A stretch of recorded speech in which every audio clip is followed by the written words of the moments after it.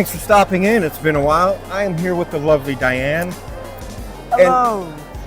And we are here at STLV. If you haven't been to the Star Trek convention in Las Vegas, you absolutely have to come. This is my first time here. I've been trying to get here for years, and I'm having a blast.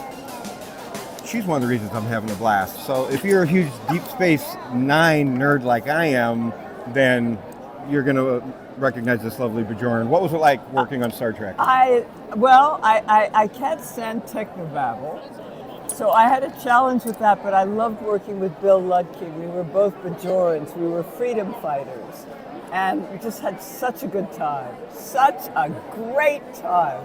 And we had incredible chemistry with each other. He was the one-armed freedom fighter, and all of our scenes were either with just the two of us or with Nana, who is wonderful and a consummate professional. She'd been a ballerina before she was an actress, and ballerinas really are disciplined. So it was wonderful. It was so much fun, and I miss Bill Ludke very much. There was just incredible chemistry between us, and I would smack him on the one arm, and he would smack me back. And it was like Kate and Petruchio in Taming of the Shrew. It was fabulous to work with him. He was the best part of it. That does sound fun. And then I got to stand on some guy's back.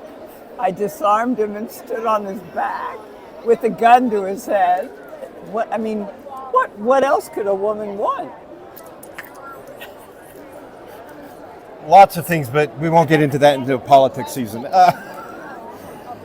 So, your background, live theater, how much of that helped with, playing characters in space and in, these unusual circumstances? Well, there's someone here who you brought your mother finally. Hi. We'll be right with you. I'm just doing an interview. But hi, I wanted to meet you. He's so lovely. Okay, so Shakespeare is the greatest preparation for doing anything Star Trek. As you know, there are a lot of Shakespeare actors. And Michael Dorn I met last year for the first time. And, he's so happy he's back to doing Shakespeare. How is he? Good. And I wish I could, but unfortunately, all the women in Shakespeare are young. And not that I'm not young, but in Shakespeare's time, all the women's parts were played by men, boys. And so he tended to write young parts because the boys were the only ones allowed on stage, not the women. So I've tried to get in for King Lear. I love Shakespeare the most, but it prepares you, and the voice too, and it gives you a gravitas that a lot of American actors especially don't have. So I highly recommend anyone who's serious about acting and serious about being on Star Trek and Star Wars, that you get a Shakespeare background. And there's nothing more beautiful, because I can't remember lines I did a week ago in a show, but I can remember almost all the Shakespeare lines because it's cinematic. It is so cinematic, and it's the best theater you can do. It's like ballet is the best training for dance. Shakespeare is the best training. It's wonderful. I can skip the advice part of the interview now. Well, one of the reasons that draw me over here is this awesome Pee Wee Herman doll. What was it like to work with Ruben? I've never got to meet the man, but I've heard legendary stories from Hollywood friends on how nice he was. He was amazing. The first movie I did, Pee-wee's Big Adventure, which happens to be my favorite movie. He was so kind and generous, and when we did my first day, and it was only my second movie, and I did Creature before that, and that's it, and a sci-fi movie, and then Pee-wee's Big Adventure, and we're hugging at the bus station, and I'm about to get on the bus. Au revoir, Pee-wee, au revoir, Simone. And so I wanted to hug him, and he said, if you hug me on this side, then your face will be by the camera. And he gave me that, and it was my first day on the set. Not a lot of actors would. So that, look, here, like this. That's what he had me do, so that I would be on camera and not him. That shows you, Paul. That's legendary. And one time he called me and he goes, "Hi, Diane, it's Paul. Where are you?" And I said, "I'm in Paris, France." I mean, it's just, art imitating life or life imitating art.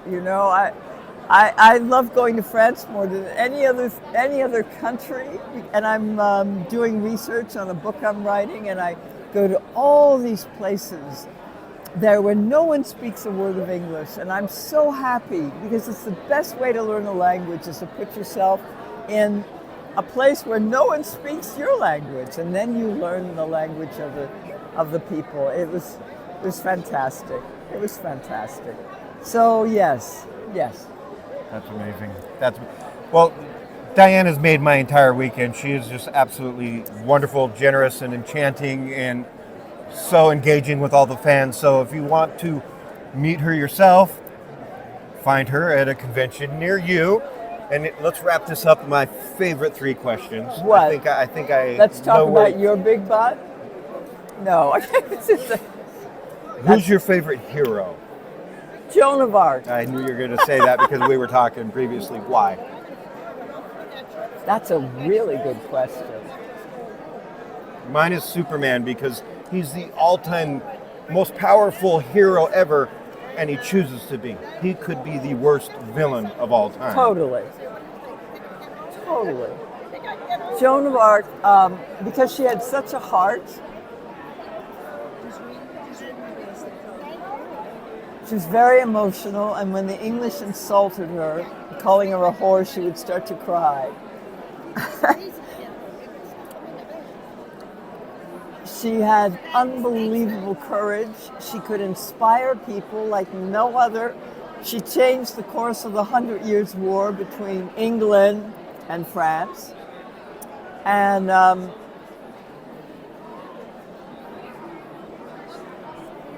when the English were about to burn her, she said, "I hope I've never offended my king." She was totally loyal, even though the jackass Charles VII didn't even attempt to rescue her. She's all about loving her king and putting him on the throne, which she did. She's responsible for getting Charles VII on the throne and saving France. Otherwise, today, the French would be speaking English, which some of us would probably like, but I'm telling you, we would be missing so much of French culture. And it's Joan of Arc's heart. She's the heart of France, and she's the patron saint of all soldiers. And World War I and II, the soldiers would all pray to Joan. I didn't know that. And I love her with all my heart. Okay, what's the next question? Who's your favorite fictional villain? There's enough real live ones. Mine's Darth Vader. I mean, looks good in all black, got that James Earl Jones voice. And now that all the other stuff has come out, we get that full story arc of his childhood, how he became bad, and then came back to the light side a little bit to help his son. That's true.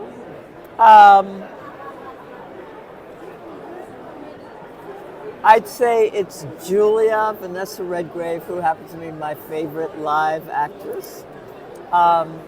She won the Academy Award for Best Actress that year.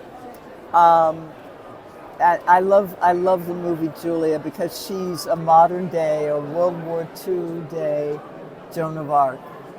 And I love that character. It's a Lillian Hellman short story in Pentimento, which is when a painter repaints and repents and paints over what they've initially painted.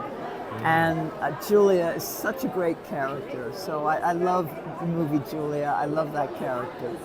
That's a great these are great questions. Well, but my follow-up is who's your real-life hero, but I think it's Joan of Arc. So we're going to skip that question. I'm going to replace it, though, with a question I was going to ask and forgot to ask. Okay. What's something you've worked on that you're extremely proud of that you want everybody to go watch? That, you know, you've already done all this stuff that they know of. What's something they haven't seen that they should definitely go stream and find? Well, I was going to say,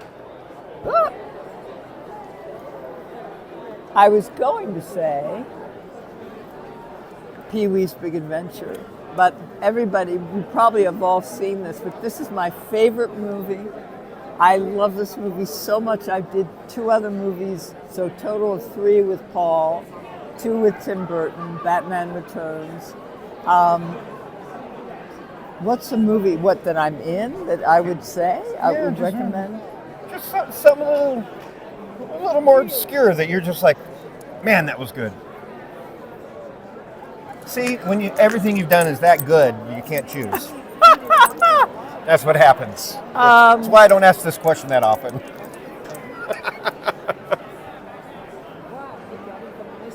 I really loved Salem. I played the wise elder witch in Salem, and I think a lot of people haven't seen it. It's really extraordinary, and the premise is that the witches that they're burning are not the witches. It's the normal people in the town who are the witches, the real witches. But I play a wise elder, and I'm a witch in it. I love playing witches. Huh? That sounds fun. That is a really great one. You like playing out of characters from your personal, real life person character. I'm getting that feeling. I don't like to play normal people. I like to play people characters who transcend in some way. Right. Yeah. Yeah. There's nothing worse than a story that doesn't have an arc or goes nowhere. Yes, but transcending normal experience. They're out of this world in some way. There you go. And I felt out of this world, and if you want to get all the feels, come meet her at a convention or hire her because she's an actress. That's what they do. This is secondary. So we look forward to seeing her in whatever you are making in the future. Hire her. I'll be ecstatic. Goodbye, dears. And we'll see y'all down the road.